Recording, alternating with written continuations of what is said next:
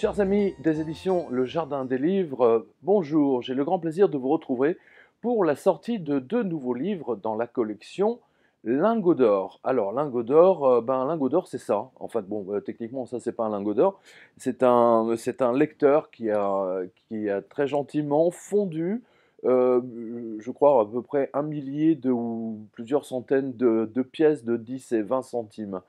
Voilà, il en a fait donc un lingot, alors il y a un chat dessus, il y a mon nom, et il fait exactement 777 grammes, en hommage au livre que vous connaissez bien, 777, et bien entendu au livre qui est consacré intégralement à l'or, qui s'appelle 666. Mais là, nous allons aller plus loin grâce à ces deux livres.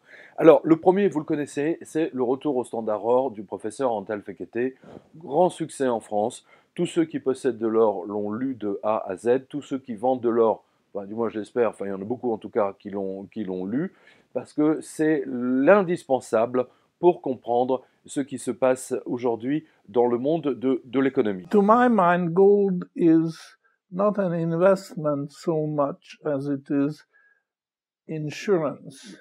A lot of people, when they buy gold, they think that they want to cash in next day. They want to get rich quick. And that doesn't work, because that would mean that you insure your house and you pray that your house should burn down, because then the insurance company will give you a nice sum of money. So that there's a difference between insurance and investment. We are going into a very dangerous situation, that the probability of the house burning down is very high. Et donc, les deux nouveaux livres, alors je vous présente le premier, c'est De l'or à la monnaie papier, le changement d'ère. Donc ça concerne la période 1914-1939 et comment cela s'est terminé devant les tribunaux. Et le deuxième, qui s'appelle Le scandale de l'ITRA, le grand annonciateur de l'explosion des banques, et pour lequel j'ai réalisé un dossier de présentation in extenso. Alors, comme vous pouvez le voir, ce sont effectivement des livres qui se destinent à ceux qui ont mis du moins leur épargne dans l'or ou l'argent, peu importe, et qui se méfient effectivement, enfin du moins qui savent qu'aujourd'hui avoir ces placements en livret A avec un 0,75% par an, ou alors en assurance vie, ils savent qu'ils sont complètement tricards, et en plus, ils risquent de tout perdre, puisque comme vous l'avez vu sur votre relevé de bancaire, vous l'avez forcément reçu à un moment donné ou à un autre, même si c'est écrit en tout petit, avec la nouvelle réglementation européenne, tout ce qui est au-dessus de 100 000, si la banque venait à faire faillite, eh bien, ça sera pour votre pomme, vous ne serez pas remboursé. Alors, je vous le dis tout de suite, même si vous avez que 30 000, vous ne serez pas remboursé, parce qu'il va de soi qu'aujourd'hui, la pression sur les banques européennes étant telle, une faillite généralisée amènera le remboursement de zéro à l'ensemble de la population. C'est une évidence. Alors, pour revenir à la nouveauté, De l'or à la monnaie papier, le changement d'ère. Alors, pourquoi ce livre? C'est extrêmement simple. Nous avons observé dans l'histoire humaine, on va dire, 3 étapes. J'ai pu voir lors de mes recherches pour un livre qui s'appelle Le Prêtre du Temps, qui se passe en Égypte, on va dire 1800 avant Jésus-Christ. J'ai pu voir, grâce à toutes mes recherches, notamment à UCLA, que pendant toute cette période, les gens ne connaissaient pas la monnaie. La monnaie, c'est quelque chose, aujourd'hui, on a des pièces de monnaie, on a des billets de banque, etc. Mais en 1800 avant Jésus-Christ, personne n'avait de monnaie ni de billets de banque. C'est une évidence, et d'ailleurs, la question que beaucoup de lecteurs me posent, mais comment faisait-il? Alors, au cours de mes recherches, justement, je suis tombé sur un livre très intéressant. C'est un universitaire, bien entendu, qui a fait des recherches extrêmement poussées, un égyptologue, et donc il nous a montré, dans son étude sur la rémunération des prêtres d'Amon, que, en fait, l'unité de paiement, à l'époque, c'était des jarres de bière, hein, on va dire aujourd'hui des canettes de Cronenbourg ou de Pelfors, hein, ou de Stella Artois. Donc c'était des jarres de bière, des miches de pain, éventuellement un costume, une robe ou une chemise de lin, et en plus de ça, effectivement, il y avait des petits pois ou des pois chiches qui étaient délivrés au poids. Et donc en fonction de la hiérarchie de ces prêtres, mais ça fonctionnait bien entendu dans toute la société égyptienne et pas que la société égyptienne, eh bien tout le monde était payé de cette façon-là. Et plus ils étaient hauts dans la hiérarchie, et plus ils recevaient de jarres de bière de pois chiches et de robes en lin. Ce qui laisserait penser, bien entendu, qu'à un moment donné, ils étaient tous un peu alcooliques.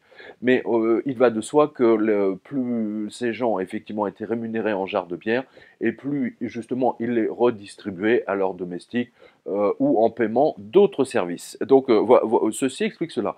Et ceci a fonctionné, on va dire, du début de l'humanité jusqu'à 600, grosso modo 600, 500 avant Jésus-Christ. C'est le premier grand changement qu'on a observé avec l'arrivée de la première monnaie, c'est-à-dire l'invention de la pièce de monnaie en or, qui du coup a permis un autre changement, c'est-à-dire la vie en tribu, c'est-à-dire parce qu'il fallait vivre en tribu pour survivre économiquement et pour pouvoir manger. La pièce d'or a permis enfin d'économiser, c'est-à-dire que chaque personne pouvait mettre de côté ses petites pièces d'or et les enterrer dans le jardin. Alors cela a donné le pactole, puisque en fait ça a commencé avec la fameuse rivière, et cela a été le grand changement monétaire de l'histoire humaine. C'est à partir de ce moment-là qu'on a pu individualiser, on va dire, l'être humain en termes d'économie.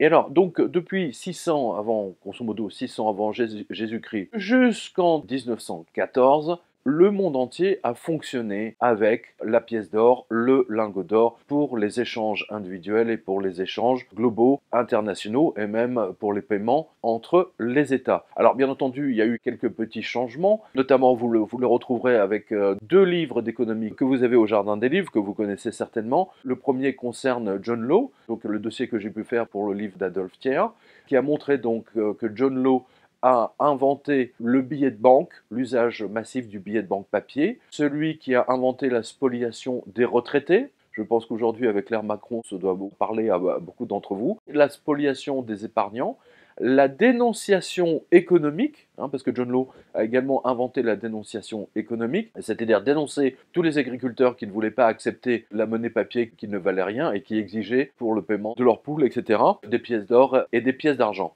Et vous avez un deuxième livre qui relate un peu les premières tentatives, les balbutiements de l'histoire monétaire, on va dire. Le passage toujours à la monnaie papier, c'est après la Révolution française, lorsque les révolutionnaires ont décidé de voler la totalité des biens du Vatican, donc c'était en 1789-1790, pour garantir leur nouvelle monnaie, les assignats. C'était là aussi, c'était une monnaie papier. Et là aussi, les révolutionnaires ont fait la même chose que John Law, c'est-à-dire forcer les gens à accepter une monnaie papier qui progressivement ne valait plus rien, c'était de la planche à billets, de la fausse monnaie bien entendu, qui ne reposait sur rien, parce qu'une fois qu'ils avaient émis une monnaie en équivalent valeur de tout ce qu'ils avaient volé au Vatican, et une fois que les caisses étaient à nouveau vides, ils n'avaient plus rien à mettre en contrepartie de cette monnaie. Et donc là aussi, rebelote, c'est le cas de le dire, le même principe que John Law a inventé, c'est-à-dire la dénonciation économique, mettre au tribunal tous les paysans, les commerçants qui refusaient d'accepter une monnaie papier qui ne valait rien, ainsi de suite. Ce qui avait d'ailleurs donné les boutons de confiance. J'ai déjà eu l'occasion d'en parler. En 1792-93, les Français avaient tellement peu confiance dans les assignats et les mandats qu'ils préféraient être payés en boutons de varos militaires. Je ne sais pas si vous imaginez, ils préfèrent les boutons à la monnaie papier qui ne valait rien. Donc ça, c'était, on va dire, les deux grands balbutiements de l'histoire. Et Napoléon, à son arrivée, bien entendu, a remis tout ça d'aplomb, c'est le cas de le dire. Il est allé en Italie, en Espagne, il a volé l'or de toute l'Europe et il a réinstauré le standard or pour la France. Et ce standard or a fonctionné jusqu'en 1914. Et là, nous arrivons à un nouveau changement d'air. Et c'est justement ce changement d'air que vous allez retrouver dans ce livre, avec un dossier extrêmement élaboré de Olivier Pichon, que vous connaissez bien, avec lequel j'ai le plaisir de faire des émissions sur TV Liberté. Alors, c'est un livre qui est assez ancien, mais que nous avons modernisé, qui est rarissime, tellement rarissime qu'en fait, je l'ai trouvé à l'étranger. C'est un livre qui est fait par deux avocats, qui s'appellent, donc il y a le professeur Achille Mestre et Amy James, et qui raconte comment les Français se sont affrontés devant les tribunaux pour exiger le paiement de ce qu'il aurait dû en pièces d'or ou en lingots d'or. Alors, pourquoi cela? Eh bien, il est important de revenir justement à cette période 1914-1918. J'en ai eu l'occasion d'en parler également dans un autre livre qui est consacré justement au même sujet. C'est Adolf Hitler ou La vengeance de la planche à billets. Mais celui-ci montre ce qui s'est passé en France. C'est vraiment intéressant. Alors, c'est technique, c'est juridique et c'est économique et c'est à destination effectivement de tous ceux qui sont fascinés et intéressés ou qui tout simplement ont mis leur épargne dans l'or. En 1914, l'État français voyait la guerre arriver avec les Allemands. Et ils avaient calculé que, en fonction des réserves d'or de la France, la guerre ne pourrait durer, on va dire, 6 mois maximum. Et du jour au lendemain, donc, la Banque de France a décidé de supprimer la conversion des billets de Banque France, parce qu'ils étaient convertibles à vue. Tout Français pouvait aller dans un guichet de la Banque de France, rendre les billets, dire voilà, rendez-moi des pièces d'or ou des lingots d'or. Donc c'était convertible à vue. Et bien là, en 1914, ils ont supprimé la convertibilité. L'État français a inventé l'impôt sur le revenu pour financer justement la guerre. Donc si aujourd'hui vous payez des impôts, ben, remerciez justement cette suppression du paiement à vue contre l'or.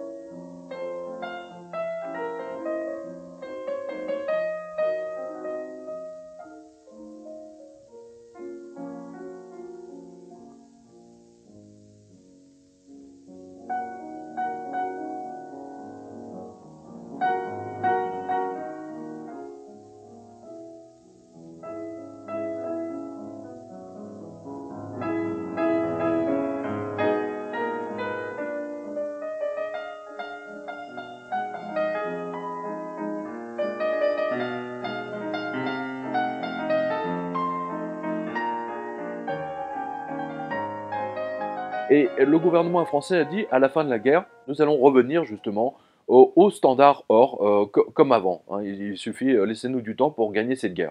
Donc les Français l'ont accepté, c'était, on va dire, un engagement national, de défense nationale, et ainsi de suite. Vous allez voir des affiches derrière nous. Mais bien entendu, en 1918, c'est exactement l'inverse qui s'est passé. C'est-à-dire que l'État a refusé, contrairement à sa promesse, là aussi ça va vous rappeler quelque chose avec M. Macron, hein, qui promet de ne pas toucher aux retraites, etc. Et puis dès qu'il arrive au pouvoir, boum, il les flingue avec des taxes et des impôts supplémentaires. Eh bien, l'État français a dit, bah non, finalement, on ne revient pas à la convertibilité des billets en or. Et du coup, tous les contrats de vente d'immeubles, de rente, etc., étaient rédigés, ils étaient payables en or. Hein, on parle d'un contrat libératoire, vous êtes libéré d'un engagement de payer une dette si vous payez effectivement, si vous mettez 1, 2 ou 3 lingots d'or sur la table ou des pièces, peu importe. Et bien là, et donc les gens se disaient bah, comment est-ce que je vais payer en lingots d'or puisque j'en ai pas, puisque la Banque de France refuse de faire la convertibilité. Et du coup, comme vous pouvez l'imaginer, toutes les compagnies d'assurance, toutes les compagnies privées, des armateurs, des compagnies de bâtiments publics, etc.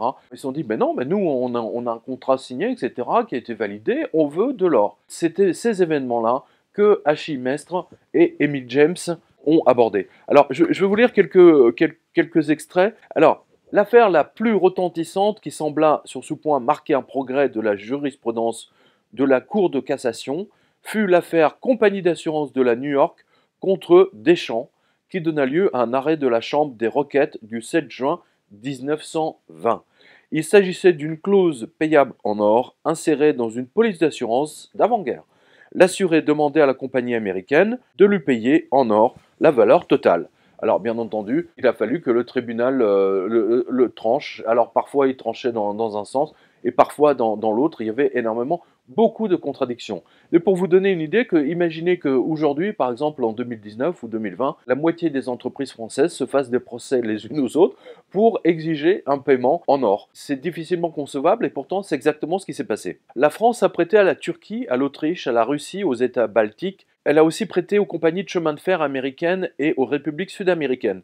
Très aventureux, ces emprunts ont été stipulés comme remboursables en or.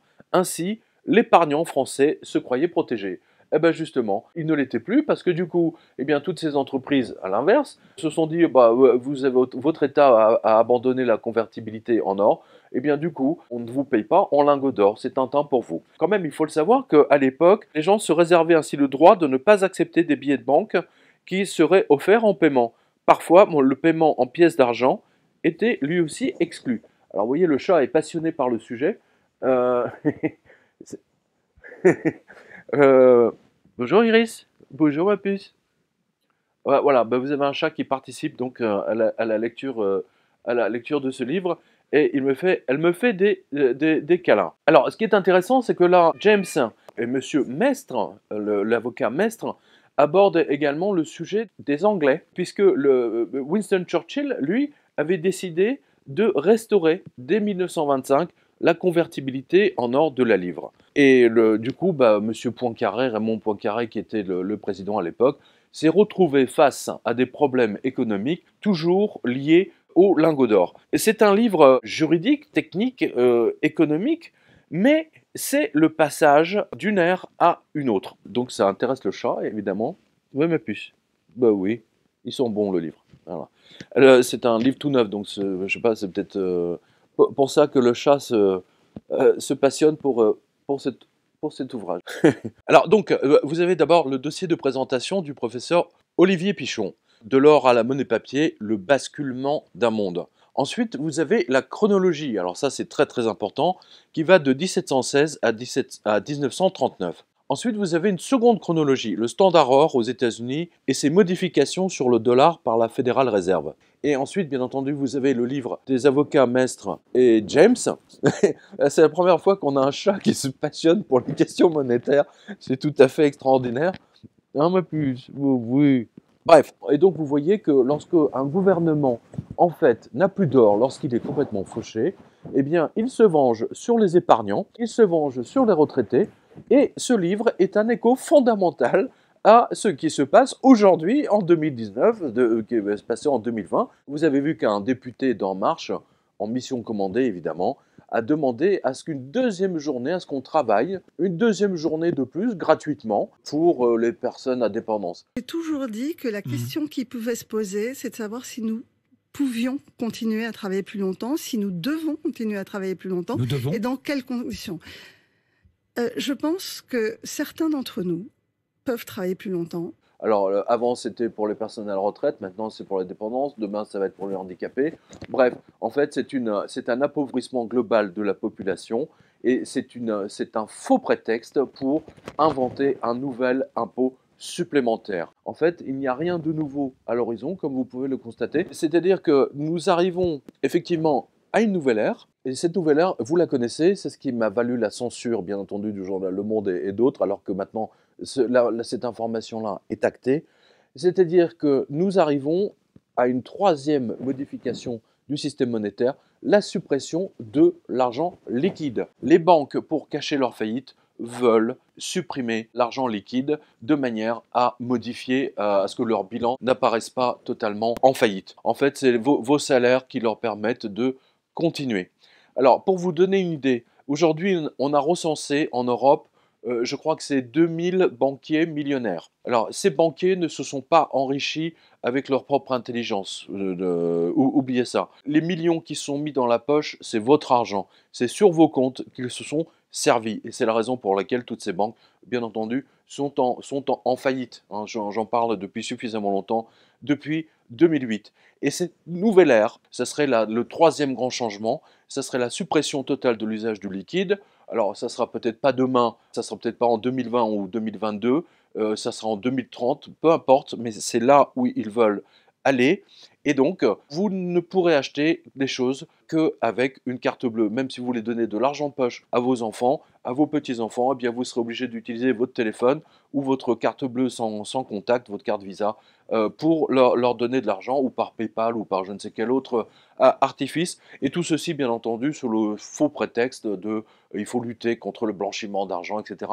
Alors que les banques elles-mêmes sont les premières condamnées aujourd'hui à des centaines de millions d'amendes, voire parfois des milliards, pour blanchiment d'argent. Mais ça, ça concerne les gens très très riches quand elles peuvent prendre entre 10 et 15 millions d'euros de commissions sur le blanchiment d'argent. Voilà, mes chers amis, je voulais donc vous parler de ce livre, De l'or à la monnaie papier, le changement d'ère, voilà, là où tout s'est joué. hein, véritablement tout s'est joué. C'est un livre compagnon de Adolf Hitler ou La vengeance de la planche à billets. C'est également un livre compagnon au livre d'Adolf Thiers, et pour lequel j'ai fait le dossier.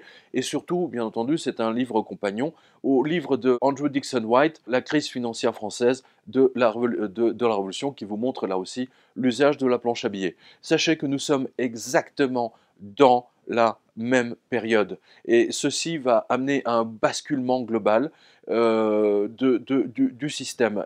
Paris, Londres ou encore Francfort, les bourses européennes étaient en baisse ce jeudi matin à l'approche des annonces de Mario Draghi. Finalement, la Banque centrale européenne s'est montrée plutôt généreuse.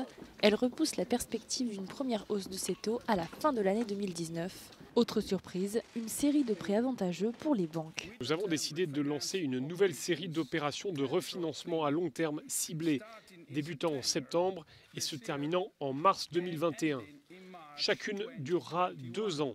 Ces nouvelles opérations contribueront à préserver des conditions de crédit favorables et une bonne transmission de la politique monétaire. Ces banques cherchent simplement à cacher leur faillite, mais elles ne pourront pas le cacher éternellement. Et vous avez vu que la Banque centrale européenne, ça date d'il y a 2 jours, a décidé, bien qu'elle ait dit on arrête la fabrication de fausses monnaies, chose qu'elle fait depuis 2015, elle a décidé de prêter aux banques de la fausse monnaie à 0% d'intérêt. Autant vous dire qu'on va vers une catastrophe globale. Et comme vous le voyez, les boutiques continuent à fermer autour de vous et l'argent ne vaut plus rien. La preuve, le livret A vous est rémunéré à 0,75%, alors que l'inflation minimum de votre panier de la ménagère, des choses que vous achetez chaque jour, est de 5 à 6% par an, ce qui vous montre que vous perdez officiellement, vous êtes volé par le gouvernement à entre moins 4 et moins 5%, si ce n'est plus, par an. Voilà. Donc on est dans l'ère des taux négatifs et tout ça parce que les banques,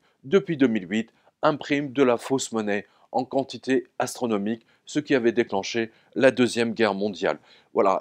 Donc c'est pour ça que je vous dis, pensez-y, n'oubliez pas, avant d'acheter de l'or, la maison avec le potager et le puits, parce que la maison, le potager, le puits, c'est votre banque centrale à vous.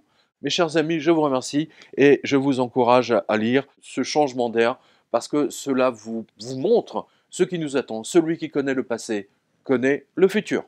Alors, dans la série des nouveautés, nous avons donc, parmi la collection donc Lingots d'or, nous avons le scandale de l'ITRA, pour lequel j'ai fait un dossier de présentation. Alors, le scandale de l'ITRA, c'est quelque chose de totalement oublié. C'est un scandale immense qui a secoué Paris dans les années, à la fin des années 60, on va dire même 70, que ça a continué, parce que c'était une société qui se trouvait avenue Victor Hugo à Paris. La société de l'ITRA nous a laissé un document historique exceptionnel, aussi exceptionnel d'ailleurs que la chute de la maison de l'ITRA elle-même, éternellement associée à l'une des plus grandes escroqueries du XXe siècle, qui avait secoué Paris. Environ 100 millions d'euros de nos jours se sont envolés, ou plutôt qui ont été volés à des centaines de clients par le PDG de la société de l'ITRA qui s'appelait Monsieur Travers. Bon, alors quand on s'appelle Monsieur Travers, forcément les choses vont de travers, c'était inscrit. C'était assez drôle d'ailleurs. Cela me rappelle un écrivain canadien, c'est Robertson Davis, un écrivain canadien anglais qui a écrit un livre remarquable, qui s'appelle d'ailleurs Un homme remarquable, sur un faussaire justement, qui fabriquait des faux tableaux, mais qui était tout à fait génial. Et l'histoire, la biographie de cet homme est racontée de 2 façons. Par l'homme lui-même, enfin du moins par l'auteur, et par son ange gardien. Donc c'est très intéressant. On a une vue d'en bas et on a une vue d'en haut. Et donc l'auteur disait, il faut faire toujours très attention au nom de famille, parce que le nom de famille vous donne ce qui va se passer. Alors, quand on s'appelle Travers, bon, j'espère que toutes les personnes qui s'appellent Travers ne vont pas toutes finir dans le fossé, mais en tout cas, là, cela s'est véritablement passé. Alors, la société de l'ITRA avait publié un livre très intéressant, qui est l'histoire de l'or, et en particulier l'histoire de l'or pendant la Seconde Guerre mondiale. Alors, comme vous le savez, dans mes signatures, dans mes dédicaces, je retrouve très souvent la question, est-ce que si on achète de l'or, est-ce que cet or peut être saisi ? Et on me donne toujours le cas de Franklin Roosevelt, qui avait donc soi-disant saisi l'or des Américains en 1933. Une précision historique d'ailleurs, Franklin Roosevelt n'avait pas, pris l'or des Américains. Il a fait une escroquerie monumentale, mais il a obligé les Américains à vendre leur or, leur lingot d'or, à la Federal Reserve pour 25 $ l'once. Alors, les Américains, seuls 10% des Américains d'idiots ont obéi, hein, donc les autres, ils ont enterré leur or dans leur jardin, et puis ils ont simplement attendu que ça passe. Mais qu'a fait donc Franklin Roosevelt à ce moment-là? Un an plus tard, une fois que les 10% d'Américains ont effectivement vendu leur or pour de la photocopieuse, c'est quand même, il faut le noter, eh bien, il a monté mécaniquement, et du jour au lendemain, le prix de l'or, il l'a passé de 25 $ l'once à 35 $ l'once. Voilà, c'est une des plus grandes arnaques de l'histoire de l'or et ça mérite d'être noté. Et pour la précision historique, sachez que les Américains n'ont retrouvé le droit d'acheter de l'or et de posséder de l'or qu'en 1971, ce qui ne les a jamais empêchés effectivement d'aller au Canada et d'en acheter autant qu'ils le voulaient. Mais pour revenir à De Litra, ce qui est très très intéressant, c'est justement ce qui s'est passé sous l'occupation allemande, parce que les Allemands, contrairement à ce que disent beaucoup de gens, les Allemands n'ont jamais demandé aux Français de rendre leur or. Ils n'ont jamais forcé les Français, pendant la période 1940-1944 ou 1945, à vendre leur or au Reich. C'est important. En revanche, De Litra nous apporte des précisions historiques sur ce qui s'est passé en France juste après, hein, lorsque la résistance a pris le pouvoir. Et là, c'est déjà une histoire un peu plus intéressante. Mais là aussi, cela vous montre qu'il est vital d'attendre que les choses se calment. Alors, j'ai fait un dossier parce que cela vous montre que vous devez impérativement et ne jamais mettre votre or dans le coffre de la banque. C'est surtout important de le mettre dans votre jardin, hein. Ça, c'est le b.a.-ba. Parce que lorsque les gouvernements sont fauchés, lorsqu'ils sont en faillite, comme c'est le cas aujourd'hui de la France, ils font tout pour soit vous empêcher d'en acheter, soit effectivement de vous le prendre. Ce qui s'est passé là, c'est que M. Travers donc, avait proposé à tous ses clients, c'était une sorte d'agent de change, il avait son petit bureau à la Bourse de Paris et il pouvait passer des ordres d'achat en bourse, etc. Et il a proposé donc à ses clients de garder leur lingot et de le rémunérer moyennant 5-6%. Alors, bien entendu, c'était devenu une sorte de système Ponzi, puisqu'il a commencé effectivement à rémunérer les gens avec l'argent des nouveaux. C'est-à-dire que les gens lui achetaient un lingot d'or, mais lui gardait le lingot, il ne l'achetait pas et il rémunérait ses clients précédents. Hein, c'était du Madoff. Alors ça a duré un certain temps jusqu'à ce que la Banque de France décide de mettre fin à cette opération. Sinon, effectivement, il aurait pu continuer très très longtemps. Pierre Travers a débuté modestement en 1925. Sa véritable fortune date de son mariage avec la fille d'un banquier. Longtemps, il s'est contenté d'acheter et de revendre de l'or et des pièces démonétisées. En fait, cette activité n'était qu'une couverture. Travers se livrait avec l'argent de ses clients à des spéculations. Mais ce qui est intéressant dans l'affaire De Litra Pierre Travers, c'est que son histoire, en fait, est annonciatrice de ce qui se passe aujourd'hui. C'est-à-dire qu'aujourd'hui, les banques n'ont plus rien, elles ont volé tout votre argent, elles s'en sont servies pour se distribuer des bonus monumentaux, sans parler des milliards qu'elles ont perdus en 2008. Vous avez vu aujourd'hui, par exemple, que toutes les banques allemandes, par exemple la Deutsche Bank, qui était il y a encore 20 ans la plus puissante banque européenne, la Deutsche Bank, la Commerzbank, la Nordstern anglaise, etc., qui ont fait faillite en 2008, la Monte Paschi italienne qui est en faillite, toutes ces banques, vous avez vu que Matteo Salvini en Italie veut mettre son autorité des marchés financiers au tribunal parce qu'elles n'ont absolument pas contrôlé les banques qui ont fait perdre des milliards aux épargnants italiens. Bref, c'était une escroquerie monumentale bancaire et l'affaire Pierre Travers, l'affaire De Litra, à elle seule, était annonciatrice de ce qui va se passer aujourd'hui. Et là aussi, on revient à quelque chose d'important. Regardez bien. Si vous voulez retirer votre argent de la banque, si vous voulez retirer par exemple 2 000, 3 000, 5 000 euros, je ne vous parle même pas de 100 000 euros, c'est même pas la peine. Mais même si vous voulez retirer 2 ou 3 000 euros de votre banque, votre banquier va vous demander c'est pourquoi, qu'est-ce que vous allez en faire, et ainsi de suite. Alors d'une part, moi je rappelle à ces guichetiers que ceci ne les regarde pas, mais les banques ont fait voter des lois pour empêcher les Français de retirer leur argent sous prétexte, bien entendu, de blanchiment, de trafic de drogue. On est tous des trafiquants de drogue, c'est bien entendu, c'est très connu. C'est arrivé à un policier de la BAC qui a demandé 3 000 € à son agence bancaire. Le guichetier lui a dit « mais oui, je vais vous dénoncer à Tracfin ». Et à ce moment-là, le policier lui a sorti sa carte de police. Je lui ai dit « bon, maintenant vous arrêtez vos conneries, vous me donnez votre argent ». Une autre cliente, lectrice de la revue de presse, a voulu retirer 5 000 € à la banque postale. La banque postale lui a fait remplir et signer tout un tas de documents, dont un qui est très amusant, et vous allez le voir derrière nous. Je reconnais que c'est très dangereux pour moi de me promener avec de l'argent. Enfin bon, bref, vraiment des conneries. Empêchez les gens à tout prix de retirer leur argent, et surtout vous devez donner la raison pour laquelle vous retirez cet argent.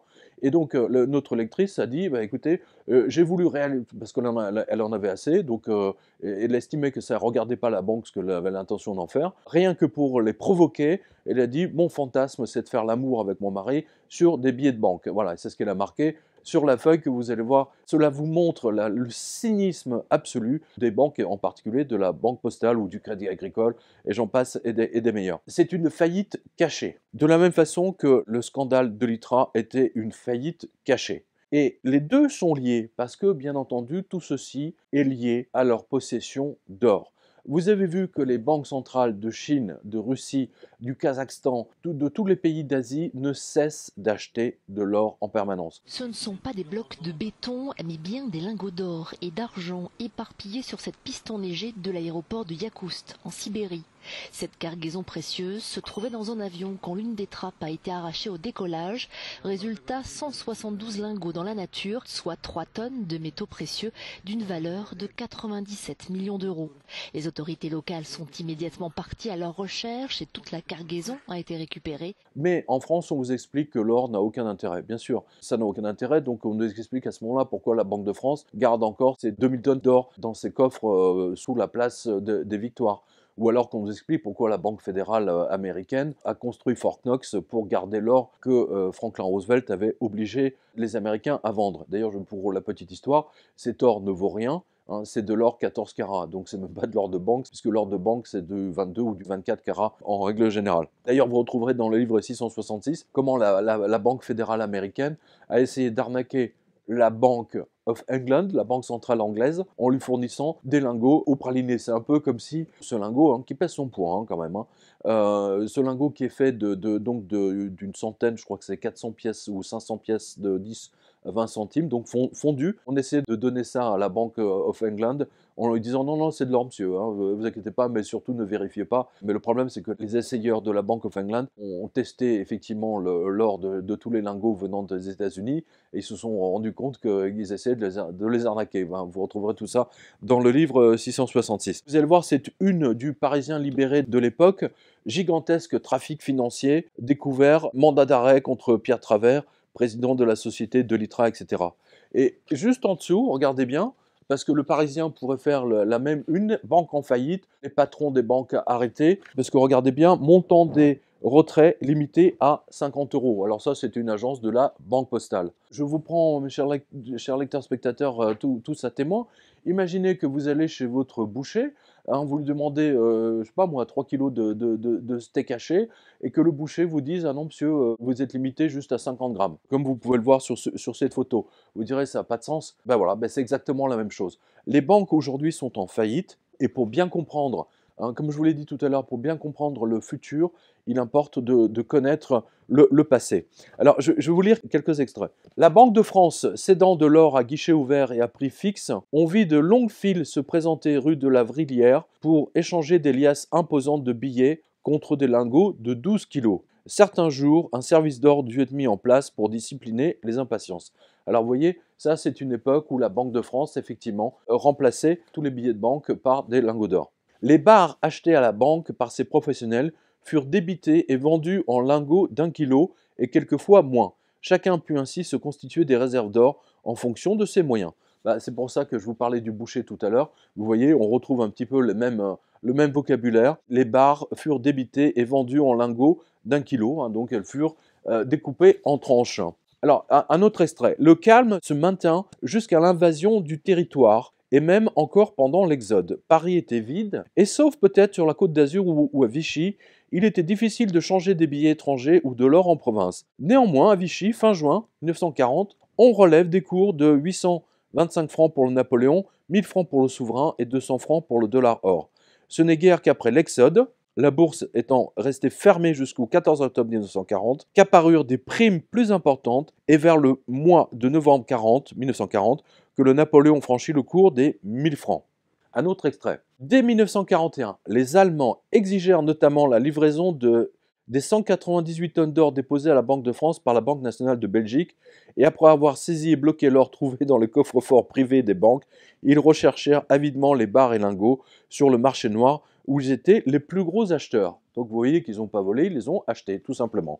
Voilà, encore un extrait par exemple. Après l'occupation, le franc continuait d'être coté à Zurich et à New York. Les courtiers réussissaient à connaître les cours du marché d'échange en Suisse, où les 100 francs français étaient tombés à 8 francs suisses en juillet 40, à 2 francs 70 en juillet 41, à 1 franc en novembre 42, etc. Et ces cours déterminaient ceux des billets étrangers à Paris, qui, à leur tour, assignaient un prix aux achats d'or.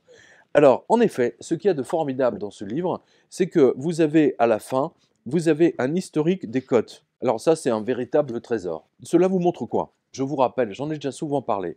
La presse française avait fait exactement la même désinformation que BFM aujourd'hui. C'est-à-dire qu'elle avait expliqué aux Français de 1938 jusqu'en 1940 que les Allemands se fracasseraient sur la fameuse ligne Maginot, que la ligne Maginot protégeait la France et que les Allemands ne passeraient pas. Sauf que les Allemands n'étant pas plus stupides que les Français, ils ont fait le tour de la ligne Maginot et eux-mêmes avaient construit d'ailleurs une ligne équivalente de la ligne Siegfried. Les Allemands avaient contourné donc la ligne Maginot, ils sont passés par la Belgique et effectivement ils sont arrivés très très vite en France. Alors que s'est-il passé ? Les Français qui buvaient tranquillement aux terrasses des cafés, en une fraction de seconde, ont pris leurs jambes à leur cou et dans les commerces, les gens ont commencé à refuser d'accepter en paiement les billets de la Banque de France. Et quand il y a eu l'exode, vous avez vu ces images des gens sur les routes avec des voitures, avec les Citroën, vous savez, la vieille Citroën de Gaulle, eh bien, ils ne pouvaient pas faire le plein, sauf s'ils pouvaient payer avec des pièces d'or ou des pièces d'argent. Alors, je montre à nouveau dans ce livre, et avec celui qu'on a vu précédemment, et bien entendu avec le livre du professeur Fekete, qu'aujourd'hui, le système financier est totalement brinque-ballant. Tous les spécialistes, les professionnels de Wall Street en France, etc., savent que c'est extrêmement difficile aujourd'hui de le maintenir en activité et que seule la fausse monnaie permet au système japonais, américain et bien entendu européen de continuer à tenir. Mais ça ne fait l'affaire que de 0,1% de la population. Et depuis 2008, ils ont balancé des trilliards de fausses monnaies. Ces trilliards ont donné naissance au taux négatif. Le taux négatif est en activité en France et en Europe depuis maintenant 4 ans ou 5 ans. La première fois que j'ai vu les taux négatifs arriver, c'était en Suède, c'était grosso modo il y a 6-7 ans. La Banque du Japon fait le pari des taux négatifs pour relancer le crédit. Son gouverneur, Haruhiko Kuroda, a créé la surprise ce vendredi, lui qui le mois dernier se déclarait hostile à l'idée de faire payer les banques qui placent leurs liquidités dans ses coffres. Il emboîte ainsi le pas à la Banque centrale européenne qui teste les taux négatifs depuis juin 2014. Pour ce qui est des taux d'intérêt, la Banque du Japon a décidé d'appliquer un taux de dépôt négatif de moins 0,1%. Et si nécessaire, nous l'abaisserons davantage, a-t-il prévenu. Et donc ces taux négatifs sont en train de détruire les actifs des assureurs, des assurances-vie, des dépôts bancaires dans le monde entier. Les non-Dutch funds qui font faillite aux États-Unis ne fait que s'accumuler les uns aux autres. Je veux dire, pas une journée qui passe sans qu'il y ait un fund qui dépose le bilan ou qui soit racheté ou fusionné avec un autre. Et c'est la même chose en fait techniquement pour les banques. À un moment donné, il va se passer quelque chose, que ce soit l'explosion de l'Italie, que ce soit une sortie d'Europe d'un autre, peu importe. Sachez que l'euro, aujourd'hui, n'est pas une monnaie sûre. Et ce livre vous le montre plus que jamais, ainsi que les précédents. Et donc, en voyant ce qui s'est passé pendant la guerre, cela vous montre ce qui va se passer bientôt. Et je me souviens d'une anecdote que m'avait raconté le professeur Antal Fekete, qui est aujourd'hui 90 ans, si je me trompe. Enfin bon, on va dire qu'il est très très âgé. Mais il se souvenait, étant enfant, que ses parents n'ont pu manger parce qu'ils avaient des pièces d'argent pendant la guerre. Et c'était les pièces d'argent qui faisaient la différence. Donc, ne l'oubliez pas, ces livres sont avant tout une protection pour vous et pour votre famille, parce que fondamentalement, eh bien, c'est l'information, c'est grâce à l'information qu'on se protège. Les gens qui ne sont pas informés ne se protègent pas et c'est eux qui se retrouvent effectivement à poil à ce moment-là. Ils se retrouvent tout nus. On l'a vu il n'y a pas si longtemps, on l'a vu en 2001 en Argentine. Tous les financiers argentins qui savaient que l'Argentine allait se déconnecter, hein, parce que la monnaie argentine, le peso, si mes souvenirs sont bons, avait la même valeur que le dollar américain. Donc le peso était très fort. Et du jour au lendemain, la Banque centrale argentine a déconnecté la valeur du peso argentin du dollar américain. Eh bien, que s'est-il passé? Une semaine avant, toutes les industries, les banques, les assurances, les compagnies pétrolières américaines ont sorti l'argent de l'Argentine.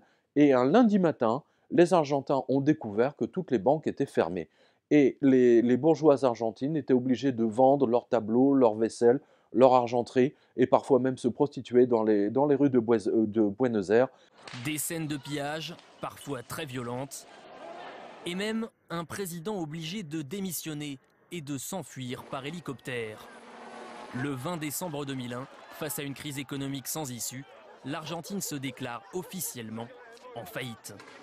Depuis des années, le pays s'est beaucoup trop endetté. La corruption, la fraude fiscale n'ont rien arrangé. Mais le principal problème, c'est que l'Argentine a indexé sa monnaie, le peso, sur une autre monnaie bien trop forte, le dollar américain. Conséquence immédiate de cette faillite, la parité du peso avec le dollar est abandonnée. Il perd 40% de sa valeur en quelques jours. L'inflation explose et devant les banques, des millions d'Argentins font la queue pendant des heures. Le chômage lui aussi augmente et frappe jusqu'à un quart de la population. Et d'ailleurs, j'ai un de mes collègues journalistes à Radio Courtoisie, c'est Didier Rochard, qui se trouvait en Argentine à ce moment-là et qui, lors d'une interview avec lui sur Radio Courtoisie, avait effectivement confirmé ce que je viens de vous dire, parce qu'il s'y trouvait, il habitait dans une famille, des amis à lui, et ça a été une catastrophe monétaire sans nom. Donc, ne l'oubliez pas, à nouveau, je vous le répète, votre banque centrale, à vous, c'est avant toute chose la maison, le potager, le puits. Voilà, ça c'est votre banque centrale. Et c'est seulement après que vous achetez de l'or et des pièces d'argent. N'oubliez pas, les pièces d'argent vous permettent d'acheter des choses. Et pour terminer cette revue de presse, regardez bien ce qui se passe au Venezuela en ce moment même. Les gens qui réussissent, qui ont réussi à survivre, sont ceux qui ont acheté de l'or, de l'argent et même des bitcoins, figurez-vous, depuis maintenant des années, parce que la crise au Venezuela, ça ne date pas d'avant-hier, ça fait maintenant 3 ans, 4 ans que ça a commencé. Eh bien, eux, ils arrivent encore à manger, ou du moins ils sont partis, ils ont réussi à acheter un billet d'avion, etc., etc., alors que le reste de la population se bat à couteau tiré, c'est le cas de le dire, pour essayer d'obtenir un steak. Et vous avez vu hier, vous avez vu que les Vénézuéliens ont vidé tous les supermarchés, il n'y a plus rien. Et bientôt, les gens vont littéralement se manger les uns les autres si cette situation continue. Voilà, donc vous l'avez vu, l'économie européenne est dans une situation absolument désastreuse. Il y a deux récessions qui sont en activité aujourd'hui. Donc il est important, pour connaître le futur, je vous le répète, il est vital de connaître le passé. Vous avez 3 livres. Si vous avez encore des doutes, eh bien, ce n'est pas un investissement. Hein, c'est pas, hein, voilà, ça coûte 20 € ou 21 €. Voilà, vous avez le Retour au standard or du professeur Antal Fekete, un indispensable. Vous avez le scandale de l'ITRA, bien entendu, et de l'or à la monnaie papier, le changement d'air. Et bien entendu, vous avez également d'autres livres qui sont consacrés à l'or. Le plus connu maintenant, vous le savez bien, et je vous remercie pour votre fidélité lors des signatures, c'est le livre 666 qui vous montre à quel point l'or est la seule chose qui intéresse aujourd'hui les Américains. Pour preuve, et là c'est vraiment pour conclure cette vidéo, regardez bien le chantage fait par l'armée américaine voici 4 jours, 5 jours, aux combattants de Daesh. Le général américain leur a dit, bon alors c'est simple, vous nous donnez les 20 tonnes d'or et on vous laisse passer librement, hein, vous aurez la vie sauve. Autrement, on va vous tuer et de toute façon, on aura votre or quand même. La seule chose qui intéresse les Américains, c'est l'or de la France, l'or des Européens, l'or de l'Italie. L'or, c'est l'or parce qu'ils savent pertinemment que leur monnaie dollar ne vaut plus rien, qu'à un moment donné ou à un autre, on va revenir au standard or. Je vous remercie pour le temps que vous avez bien voulu consacrer pour regarder cette vidéo et je vous dis à bientôt pour de nouveaux livres. Merci à vous.